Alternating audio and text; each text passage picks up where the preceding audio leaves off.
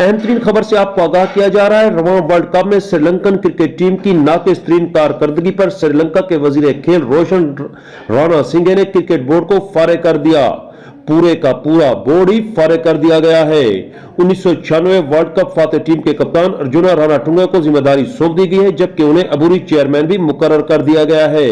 भारत ने श्रीलंका को 302 के बड़े मार्जिन से शिकस्त दी थी। श्रीलंका के वजीर खेल के ऑफिस की जानिब से बोर्ड को फारिग करने और रानाटुंगा को जिम्मेदारी सौंपने का बयान भी जारी कर दिया गया है।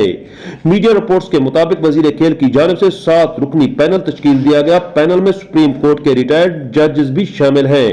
वजीर खेल ने पूरे बोर्ड से इस्तीफों का मुतालबा किया था। बोर्ड के सेक्रेटरी मोहन डी सिल्वा ने एक रोज कबल ओहदा छोड़ने का ऐलान किया था।